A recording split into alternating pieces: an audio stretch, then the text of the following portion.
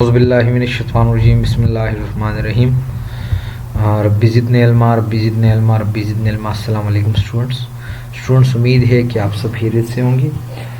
Students, आपको पता है कि हमने जो लॉस प्रीवियस लेक्चर हमने अपलोड की, तो वो critical history of English literature जो कि डॉक्टर बी.आर. मलिक साहब ने लिखी है, इसके ठीक हमने 20 चैप्टर पे जो कि हमारे पास द लेटर विक्टोरियन पीरियड हम स्टडी करते हैं, उनमें से हमने जो इंट्रोडक्शन की है वो हमारे पास है द फ्री रेफिलिएटीज पोइट्स, यानी पूरे जो है उसके फीचर्स और सब कुछ हम डिस्कस कर चुके हैं।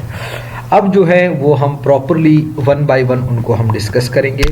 तो आज हमारा टॉपिक है द फ्री रेफिलिएटीज पोइट्स। ठीक है बेटा, तो फर्स्ट नंबर पे उनमें जो आता है तो वो हमारे पास है बेटा, जो बिल्कुल फर्स्ट पे आता है वो हमारे पास है डांटे,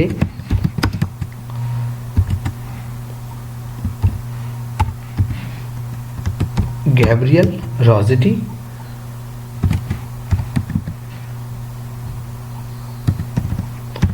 ठीक है बेटा। तो आपने डेट ऑफ बर्थ को नहीं भूलना, ये हमारे पास पैदा हुआ है 1828 को एंड उसका डेथ हुआ है 1882 को।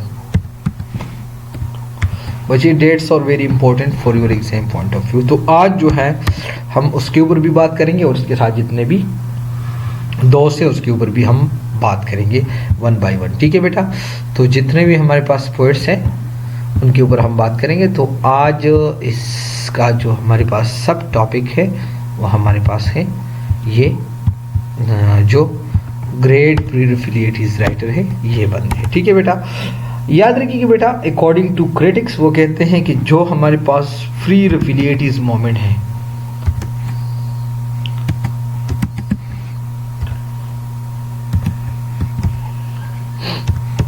फ्री रेफिलिएटीज मोमेंट जो है, तो इसके पीछे जो चीफ फोर्स है वो हमारे पास है रोसेटी।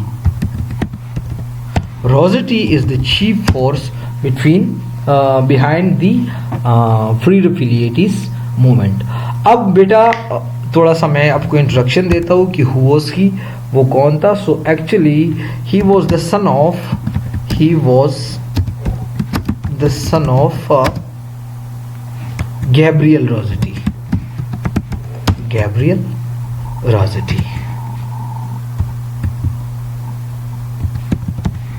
यानी डैन जो है he was the son of Gabriel Rossetti. ठीक है बेटा, अब गैब्रियल रोसेटी हमारे पास कौन है। सो ये हमारे पास एन ऑलरेडी आपको पता है, एन इटालियन पेंटर है हमारे पास। ठीक है बेटा, जो हमारे पास कौन है, एक इटालियन पेंटर है और बेसिकली ये हमारे पास एक रेफ्यूजी है। ठीक है बेटा, जो कि ना सिर्फ जो है एक पेंटर भी था, he was not only a painter, ना सिर्फ एक पेंटर था बल्कि ही वॉज अ पोइट, वो एक पोइट भी था। आई होप बेटा कि आपको बिल्कुल क्लियरली समझ आता है। ठीक है बेटा, कि इसके अंदर क्या है हमारे पास। याद रखिए कि बेटा कि जो हमारे पास डैन है, यानी जो हमारे पास डैन गैब्रियल रोसेटी है, डैन बेटा जब वो यंग था तो उन्होंने ड्राइंग को बड़ा शौक से पढ़ा, और वो being a young he became enthusiastic member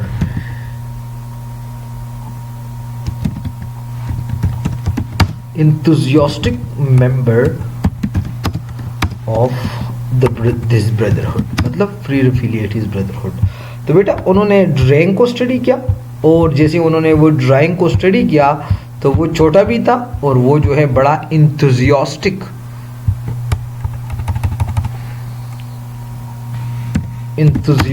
member जो है वो बन गया इस ब्रदरहुड का मतलब ऑफ द ब्रदरहुड। ठीक है बेटा, तो वो बिल्कुल बच्चा होके और वो फ्री एफिलिएटिस का बहुत ज्यादा जो है एक्टिव मेंबर इस ग्रुप का बन गया। और इस ग्रुप ने क्या की बेटा, याद रखिएगा, ये जो हमारे पास फ्री एफिलिएटिस है उन्होंने पूरे इंग्लैंड को कन्वर्ट की। किस तरफ? उन्होंने इंग्लैंड को कन्वर्ट की, किस चीज से? जो उनके कन्वेंशनल आर्ट जो इंग्लैंड की थी, जो वो रिवायती आर्ट जो सालों साल उसके ऊपर वो लगे रहे थे, उसको उन्होंने वो कन्वर्ट की और उन्होंने जो है एस्थेटिसिज्म की तरफ, एस्थेटिसिज्म की तरफ जो है उन्होंने वो लाई होल इंग्लैंड। ठीक है बेटा, आई होप आपको समझ आता है और इसके अंदर कुछ भी नहीं है। बेट तो अगर हम ये डैन की मज़ीद बात कर ले तो उन्होंने तो मैं आपको बता दिया, उन्होंने तो वो जब छोटा था तो उन्होंने ड्राइंग को स्टडी की और उन्होंने जितने भी पेंटिंग की, his painting was severely criticized. His painting was severely criticized, लेकिन उन्होंने हिम्मत नहीं हारी और वो डट के रहा। अब हिस्ट्री जो है उसको याद करता है। याद रखिए बेटा, आप जितने भी ग्रेट हो, लेकिन जब तक आपके ऊपर क्रिटिसिज्म शुरू ना हुआ हो तब तक आप ग्रेट नहीं बन सकते। तो बेटा अब अगर मजीद उसकी हम पोइट्री के ऊपर हम बात कर ले, जो हमारे पास डैन गैब्रियल रोसेटी है, Dan Gabriel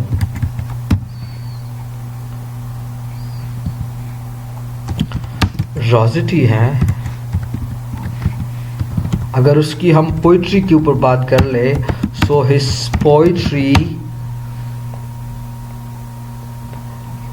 can be divided, मैं इस तरह कह सकता हूँ, कैन बी रफली डिवाइडेड और कैन बी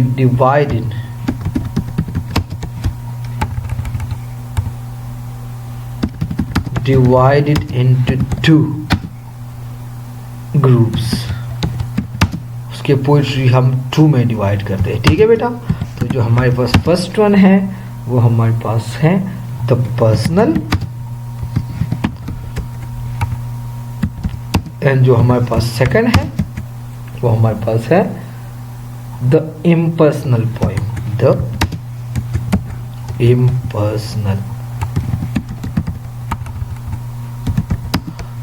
इम्पर्सनल पोएम्स। ठीक है बेटा, तो उसके पोएट्री जो है वो टू में उन्होंने डिवाइड की है, द पर्सनल एंड जो हमारे पास द इम्पर्सनल पोएम। बेटा याद रखिएगा, जब पोएम का उनका बात आता है तो ये बात बिल्कुल आप ना भूले कि he was a supreme master, he was a supreme master, he was a supreme master of rhythm and music, rhythm and music।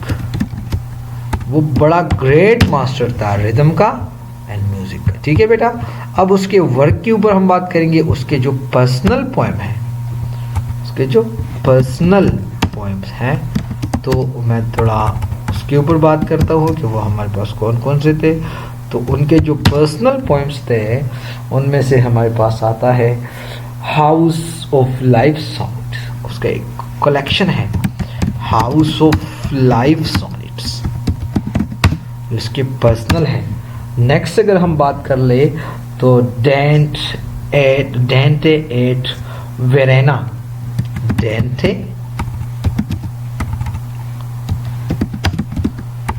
Eight Verna,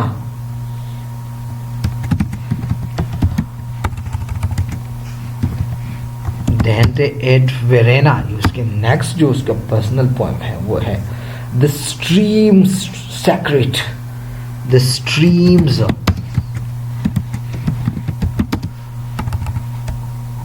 the stream sacred, उसके पर्सनल पोएम है। द पोर्ट्रेट उसका next है, the portrait उसका next जो है ये उसके, और उसके वो बहुत सारे और भी शॉर्ट या शॉर्टर लिरिक्स है। तो इसके पर्सनल पोएम्स के अंदर ये सारे जो मैंने आपको एग्जांपल दी ये सारे आते हैं। अब उसके अगर हम इम्पर्सनल पोएम जो उन्होंने इम्पर्सनल पोइट्री की है अगर उसके ऊपर हम बात कर ले तो बेटा उसके इम्पर्सनल पोएम के अंदर आता है जो कि हमारे पास जो मेनली नोटेबल है, याद रखिए कि सिर्फ इतने नहीं हैं लेकिन जो नोटेबल है तो सेकंड ग्रुप में उन्होंने जो है उन्होंने ग्रेट रोमांटिक बैलेड्स लिखी है, ग्रेट रोमांटिक बैलेड्स लिखी है। अगर बैलेड के ऊपर हम बात कर ले so the ballad term has been, the term has been derived from ballad, which means to dance। ये बैलड से निकाली गई एक क्या है, एक वर्ड है जो बैलड का मतलब है टू डांस। तो बेटा उन्होंने जो है ग्रेट रोमांटिक बैलड्स लिखी है।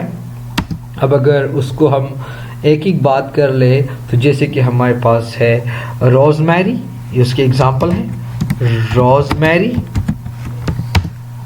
नेक्स्ट अगर हम बात कर ले रोज मैरी, नेक्स्ट अगर हम बात कर ले so the blessed domicile,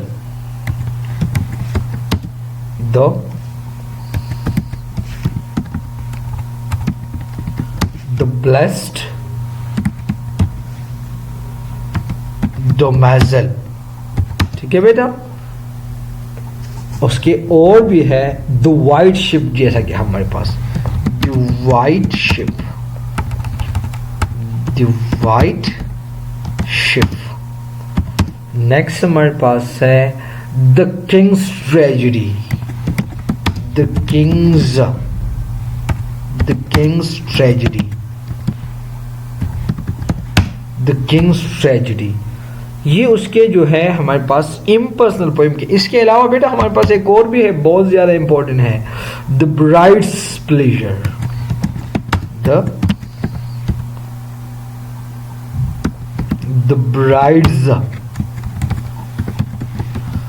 brides pleasure. तो बेटा ये हमारे पास जो है उसके क्या आता है, उसके जो हमारे पास इम्पर्सनल पोएम है उसके अंदर हमारे पास आता है। ठीक है बेटा। बेटा अगर उसकी मजीद अगर हम एज फ्री रेफिलिएटीज या फ्री रेफिलिएट पोइट हम बात कर ले तो मैं आपको ये बताऊंगा कि ही was neither less nor more free affiliates, nor more free affiliates। बेटा वो मैं आपको ये बता मतलब एक फ्री एफिलिएटीज के लिए जैसा कुछ होना था या जैसा होना चाहिए था एग्जैक्टली ही वॉज द सेम, यानी ही was the best example of the Pre-Raphaelites. ठीक है बेटा।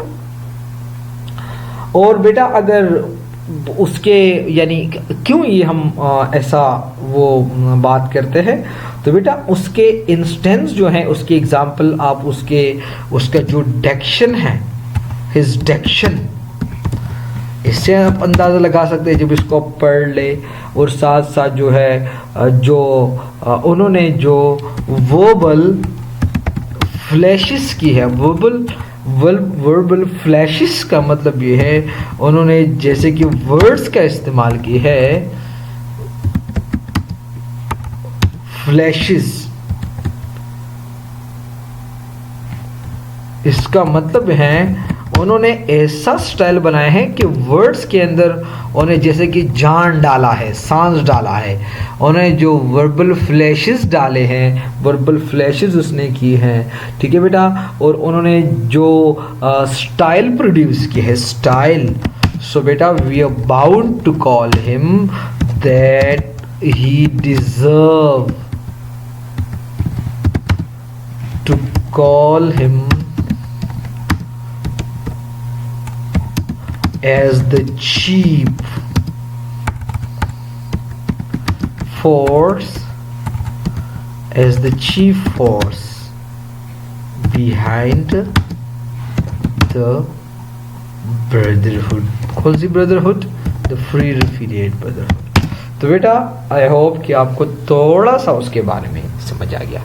नेक्स्ट बेटा उसके एक सिस्टर है हमारे पास, ठीक है बेटा।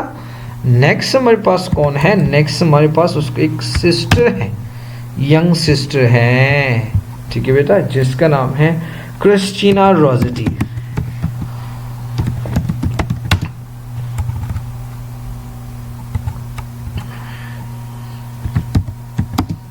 Christina Rossetti, Christina Rossetti. अब बेटा उसकी कंट्रीब्यूशन क्या है उसके ऊपर हम कंप्लीट बात करेंगे। अब हम फॉन्ट साइज को रिक्वेस्ट करते हैं कि वो ज़रा बढ़ाए ताकि पता चले कि, और यार हमें रेड मार्कर भी चाहिए, हाइलाइटर, ताकि उसको हम हाईलाइट करें, ठीक है बेटा। तो ये हमारे पास है सेकंड, जो कि हमारे पास फ्री रेफिलिएटीज ब्रदरहुड में से आती है। बेटा अगर हम बात कर ले उसकी, so she was naturally akin, akin means alike, alike to her brother, मतलब उसका जो ब्रदर का जो स्टाइल था या उसका जो नेचर था, सो शी वॉज तकरीबन उस जैसी थी, ठीक है बेटा। और आप ये भी देख सकते हैं कि she had some kind of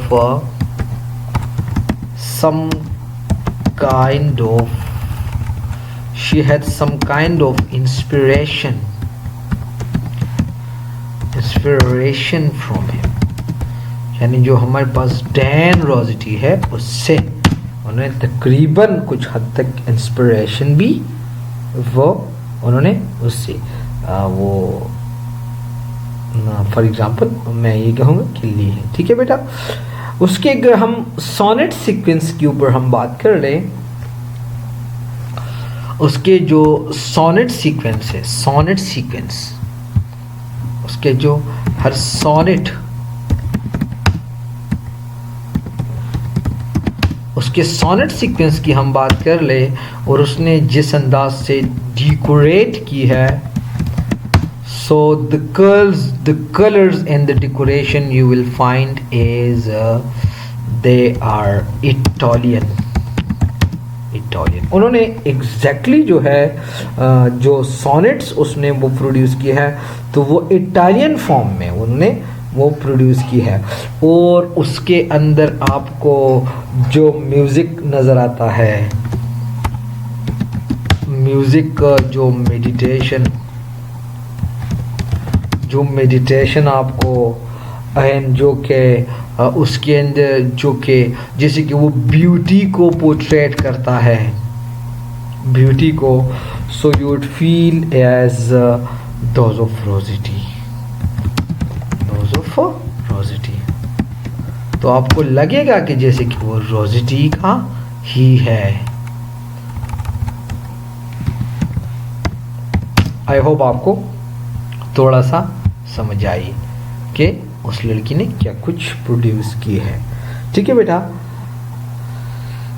अब अगर मज़ीद उसके ऊपर हम बात कर ले तो उन्होंने जो वर्क प्रोड्यूस की है, तो उन्होंने जिस वर्क से जो उन्होंने लिटरेरी कंट्रीब्यूशन की है, so actually she began with she started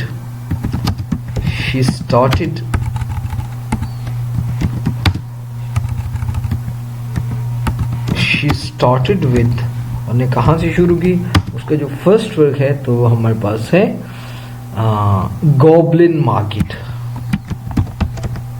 goblin market, goblin market, ठीक है बेटा। उसका जो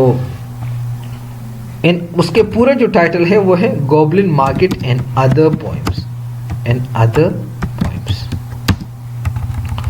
उसका फर्स्ट वर्क है, उन्होंने उससे शुरू किया। उन्होंने कब ये प्रोड्यूस की? She produce it in 1861। इन 1861 में उन्होंने इसको प्रोड्यूस की है।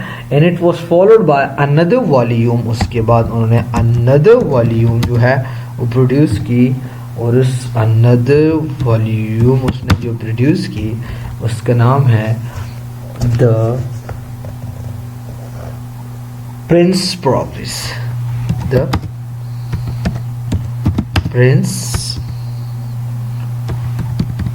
प्रिंस प्रोग्रेस, ठीक है बेटा। और ये द प्रिंस प्रोग्रेस उन्होंने 1866 ही में, 1866 after 5 years she produce this too, ठीक है बेटा। आई होप आपको समझ आता है थोड़ा तो, ठीक है बेटा। इन आफ्टर उसने वो जो है बाद में जो है उन्होंने तकरीबन बहुत टाइम बाद तकरीबन after 17 years, after 17 years, after I would say 15 years, after a long interval she published what? She published क्या? उन्होंने Peasant and other poems, Peasant and other poems। उन्होंने पता है ये कब पब्लिश की बेटा? ये dates are very important. She published it somewhere in 1881। आप देख लें, उन्होंने 1866 में पब्लिश की। फिर जो है उन्होंने तकरीबन after 14-15 years, after 14 years she published what? She published after 14 years she published Peasant and other poems। It was in volume, ठीक है बेटा।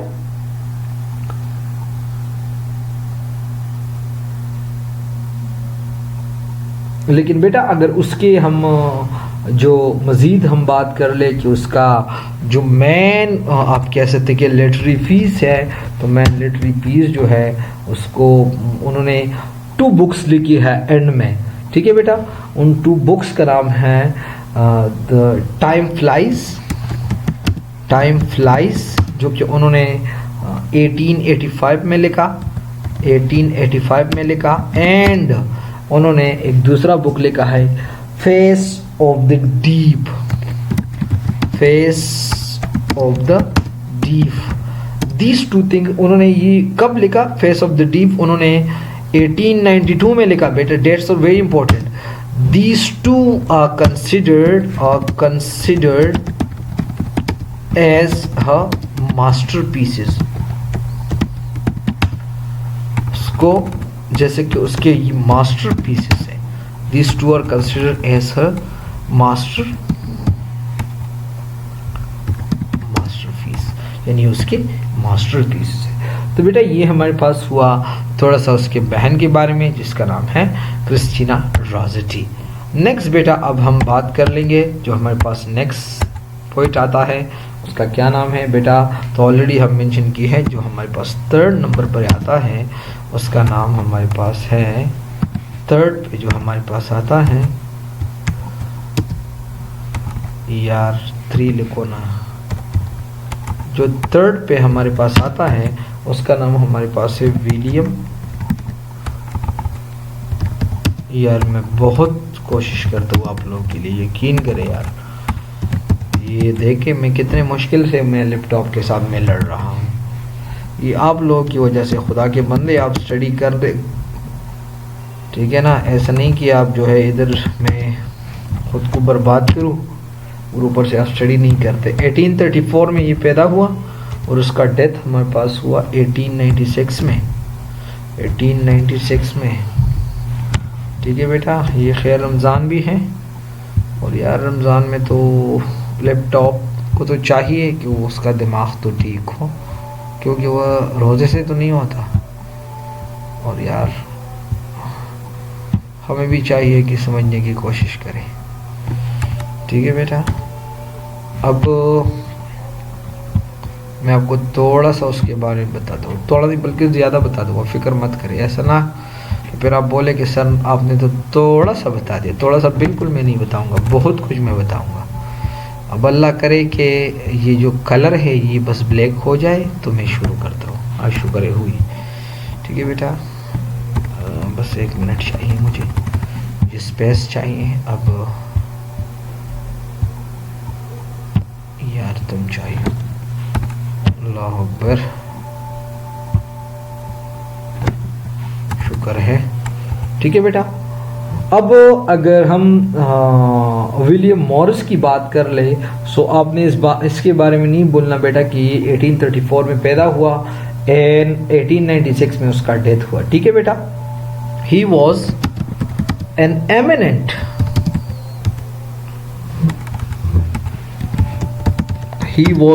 Eminent designer. बेटे ये जो हेडिंग्स है ना, ये आपने रट्टा लगा के याद करना है, मतलब जिस अंदाज जो आपका मर्जी करे, लेकिन आपने इसको जरूर याद करना है। यही थोड़ा सा डिस्टिंक्शंस। ठीक है बेटा, वो हमारे पास एक डिजाइनर है, एक डेकोरेटर है। डिजाइनर के अलावा एक डेकोरेटर भी है, और डेकोरेटर के साथ साथ जो है एक पोइट भी है। देखिए कितना काबिल बंदा है, एक पोइट भी है। ठीक है बेटा, और ही वॉज मोर इंटरेस्टेड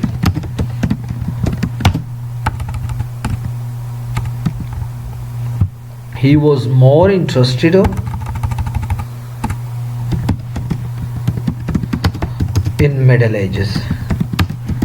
वो मिडल एजेस में बड़ा वो दिलचस्पी लेता था। समझाते हैं? आई होप आपको समझ आए। उसके अगर फर्स्ट वॉल्यूम ऑफ पोएम के ऊपर हम बात कर ले, उसका his first volume of poems है, his first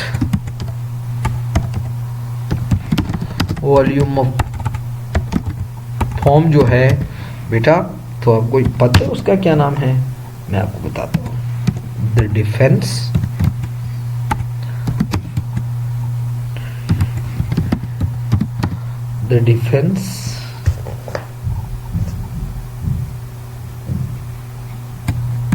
GUENEVER,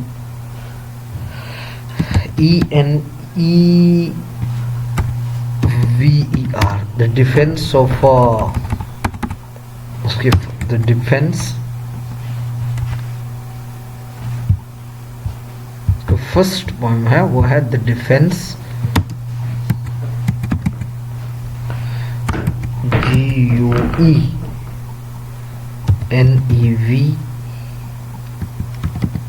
the defence of Guinevere. ये उसके फर्स्ट जो उसके वॉल्यूम ऑफ पोएम्स है।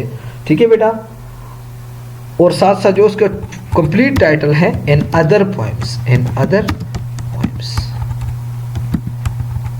ये उसके फर्स्ट वॉल्यूम ऑफ पोएम्स है, N other poems.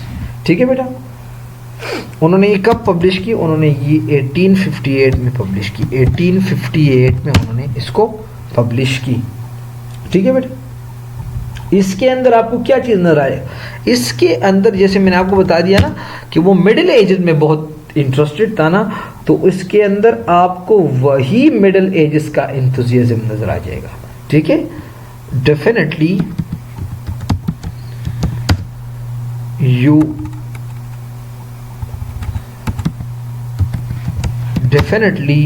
you will find the same enthusiasm, you will find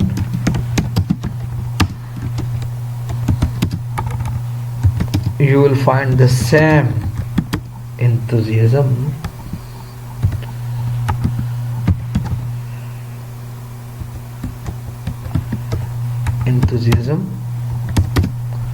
in this work।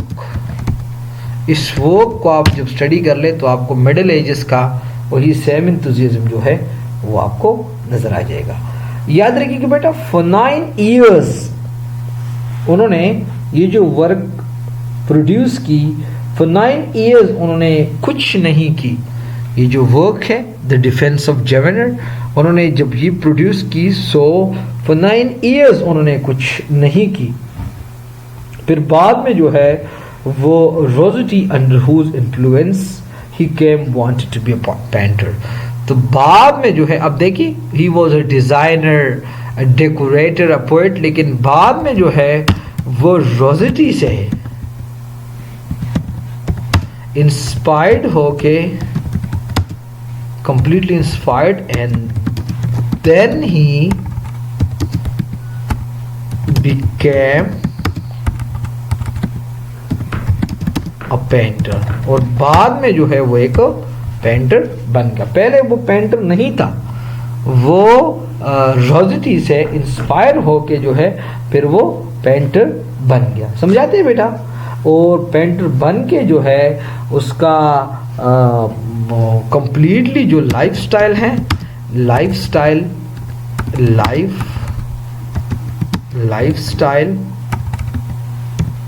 उन्होंने कंप्लीटली चेंज्ड, उसके लाइफस्टाइल वो कंप्लीटली चेंज हुए। और उन्होंने जो है अपना लिटरेरी स्टाइल भी उन्होंने वो चेंज की, इंटायरली उसको उन्होंने वो चेंज की। तो जब उसका स्टाइल चेंज हुआ तो फिर जो है उन्होंने जो वर्क प्रोड्यूस की, तो अब मैं उसका नाम आपको मेंशन करता हूँ, the life and death of जैसन। ये उसके जो उसका वो रोजेटी के से इंस्पायर्ड हो के उन्होंने जो वर्क प्रोड्यूस की। तो ये हमारे पास क्या है, ये first long series of narrative poem है। His first long series of narrative poems है, नैरेटिव पोएम्स है। ठीक है बेटा, इसके फर्स्ट नैरेटिव पोएम्स है। ठीक है बेटा, अगर मजीद उसके ऊपर हम बात कर ले सो लेटर पार्ट में फिर बाद में जो है उन्होंने एक ग्रेटेस्ट कलेक्शन उन्होंने पब्लिश की। कब? उन्होंने 1868 से लेके 1870 तक, इन दौरान जो है उन्होंने एक ग्रेटेस्ट कलेक्शन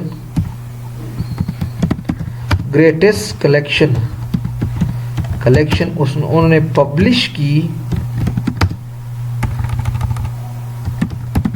पब्लिश की जिसका नाम है अर्थली पैराडाइज। Earthly paradise. ठीक है बेटा, उन्होंने अर्थली पैराडाइज और उसके अंदर उन्होंने मिडीवियल सिटिंग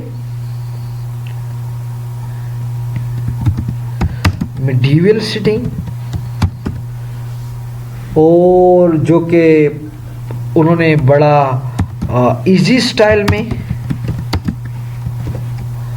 जो कि हम जिसको हम कहते हैं कॉमन लैंग्वेज, इजी स्टाइल में उन्होंने वो इन सिंपल स्टाइल में, मतलब इजी लैंग्वेज था इन सिंपल स्टाइल के अंदर उन्होंने इसको प्रोड्यूस की। ठीक है बेटा, और उसके जो डिक्शन था जो हमारे पास अर्ली पैराडाइज है, उसका डिक्शन जो है always it was graceful and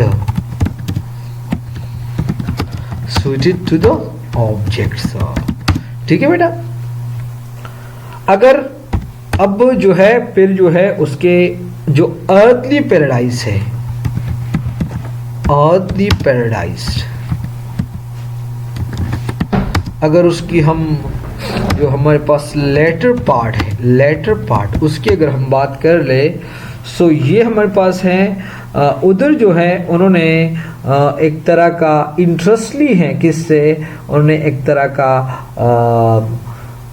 और जो हमारे पास जो मिडीवल टाइम पे जो हमारे पास जो मैथोलॉजीज या जो ग्रीक मिथ्स हैं, उन्होंने वो इससे इंस्पायर होके एंड लेटर पॉड में he was inspired from the medieval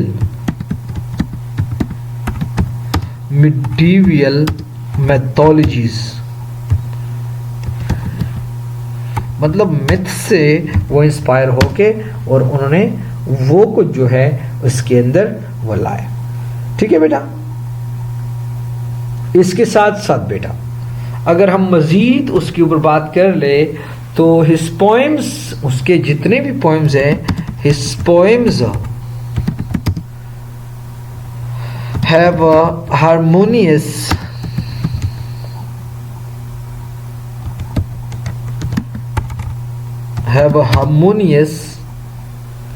and musical flow। उसके पोएम्स के अंदर आपको हारमोनियस एंड म्यूजिकल फ्लो नजर आएगा। और इसके साथ साथ जो है जब उसके पोएम्स को आप सुनते हो तो आपको चासर या आपको इवन स्पेंसर जैसे स्टाइल जो है वो बिल्कुल आपको नजर आ जाएगा। जैसे कि आप स्पेंसर को क्या करते हो, उसको आप रीड आउट करते हो, SPENSER। मेरे ख्याल में मैंने स्पेंसर ठीक लिखा, लेकिन मुझे कहते हैं कि सर जी आप प्लीज़ ये फॉन्ट साइज को बढ़ा दे, मतलब कैपिटल कर ले, तो आपको बिल्कुल स्पेंसर जैसे आपको टेस्ट नजर आ जाएगा। ठीक है। और उन्होंने कैसा, उन्होंने स्पेंसर एंड चॉसर ने व्हाटएवर, जैसे कि उन्होंने जो ब्लैंक वर्स यूज की,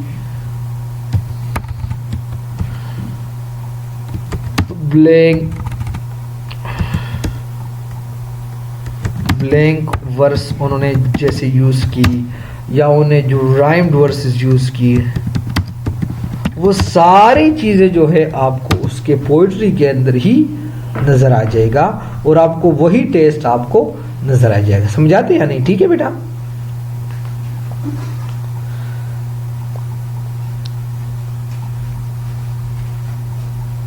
तो बेटा ये हमारे पास विलियम मॉरिस के ऊपर जो है थोड़ा सा ये जो है वो बताना था as a writer of the Pre-Raphaelite brotherhood.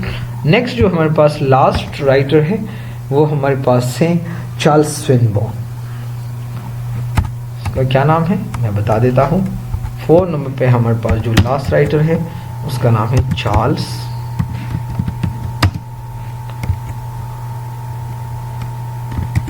Swinburne.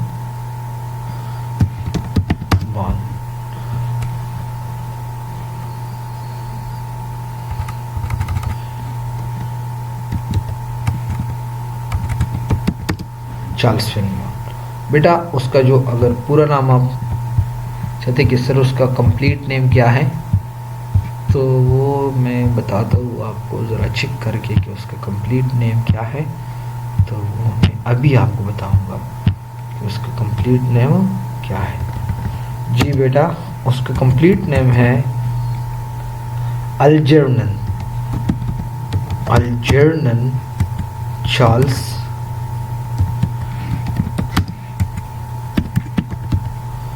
स्विन। ठीक है बेटा। और उसका डेट ऑफ बर्थ हमारे पास क्या है, डेट ऑफ बर्थ हमारे पास है 1837 और उसका डेथ हमारे पास हुआ है 1909 में। ठीक है बेटा। अब हम जो है प्रॉपर्ली उसके ऊपर बात करेंगे। लेकिन बेटा अगर हम उसके अगर जनरल से हम बात कर ले तो बेटा ये सिर्फ जो है उसके साथ ये जो हमारे पास जितने भी ब्रदरहुड है उसके साथ जो है वो सोशली अट्रैक्टेड था, ना कि उन्होंने भी कुछ पोइटिक या उससे वो इंस्पायर होके, वो सिर्फ बस इतना कि वो सोशली उनके साथ जो है वो क्या था, सोशली उनके साथ था।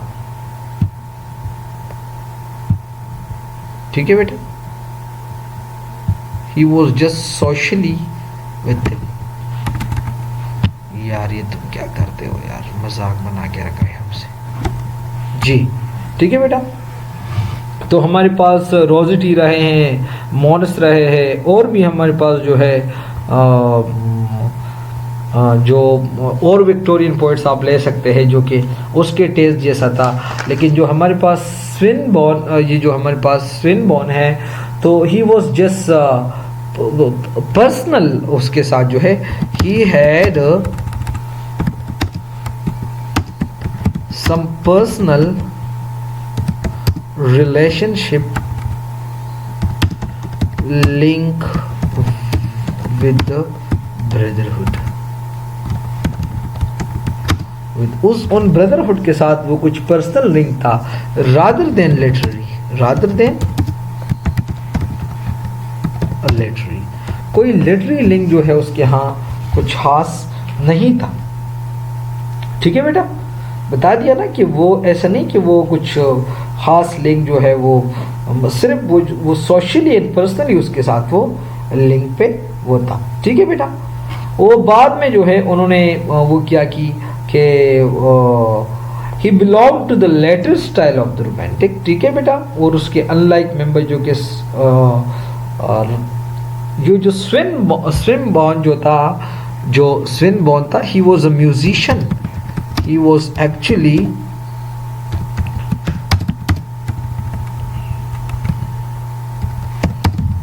a musician,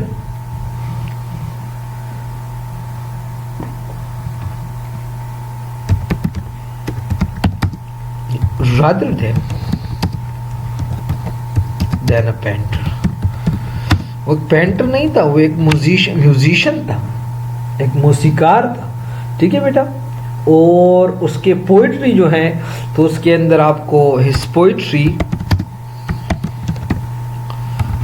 poetry lacks the same taste as it was supposed to be in the poetry of free affiliates। ठीक है बेटा, जो फ्री एफिलिएटिस पोइट्री के अंदर कुछ होना चाहिए वो उसके पोइट्री में वो लेख था। सही है बेटा, तो वो जो है वो सिर्फ उनके साथ तो बैठता तो था, लेकिन वो उसको मतलब उसके पोइट्री पे वो उसका कुछ खास असर नहीं था। ठीक है बेटा, और वो एक कड़वे मिजाज का ऐसा मालिक था। अब अगर उसके चंद पॉइंट्स के ऊपर हम बात कर ले तो वो मैं आपको अभी सिर्फ मैं आपको अंडरलाइन कर देता हूँ कि हमारे पास उसके जो बेस्ट नोन पॉइंट्स हैं जिसकी वजह से वो बहुत ज़्यादा याद किया जाते, तो वो हमारे पास है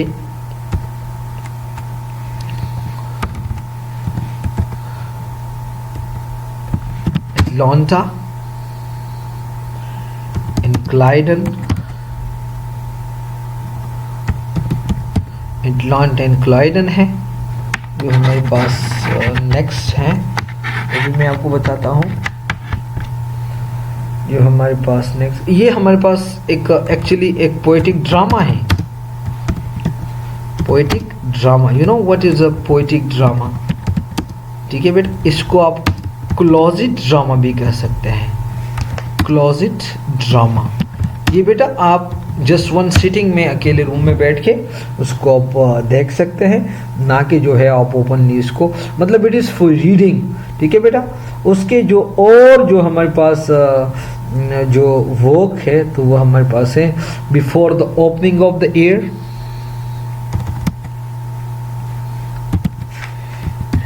before the opening of the year. उसके नेक्स्ट वर्ड है, अगर उसके और काम भी बहुत सारे हैं, लेकिन बेटा लेक्चर बहुत ज़्यादा लंबा होता जा रहे। मैं आपको सिर्फ ये बताऊंगा कि उसको शहरत जो है he was mostly known for what, he was mostly known for this poetic drama. और इसके अंदर ये क्यों इसकी वजह से बहुत ज़्यादा मशहूर है, क्योंकि इसके अंदर म्यूज़िकल क्वालिटीज़ जो है बहुत ज़्यादा है। Due to the musical qualities जो है he was best known for this. तो बेटा इसके साथ जो है हमारे पास जो है जो हमारे प्रीड एफिलिएटिव्स ब्रदरहुड है उसको तकरीबन हमने सारे डिस्कस की। जो हमारे पास लॉस स्विनबर्न है उसके पोइट्री अगर हम बात कर ले, ये स्पेशली जो उन्होंने लेटर ईयर्स में की, तो वो ऐसा आपको लगता है जिसके अंदर कोई मीनिंग आपको नज़र नहीं आता। ठीक है बेटा, उसका जो लेटर पोइट्री है, लेटर पोइट्री, वो आपको ऐसा लगेगा जिसके अंदर आपको कुछ हॉलोनेस एंड एम्प्टीनेस नज़र आ जाएगा। लेकिन बेटा उन्होंने जिस अंदाज से जो उन्होंने वो वर्क को अपने प्रोड्यूस किए, और ख़ास तौर पे इन टाइम पे जो है वो एक गाना गाता है जिस गाने का नाम है हरता, और इस गाने को आप सुन के बेटा आप बिल्कुल इस बात से इनकार नहीं कर सकते कि he was a great poet too, कि वो प्रीड एफिलिएटिव्स का एक ग्रेट पोइट भी है। सो बेटा I hope this is sufficient for today. Thank you very much बेटा, थैंक यू बेटा फॉर वाचिंग। और बेटा कोई सवाल हो तो आप पूछ सकते हैं, सवाल ना हो तो बेटा आप मेरे साथ रहे, इंशाल्लाह आप लोगों का ज़रूर फ़ायदा होगा। बेटा नमाज का टाइम भी है, इंशाल्लाह see in the next very class. अल्लाह हाफिज़।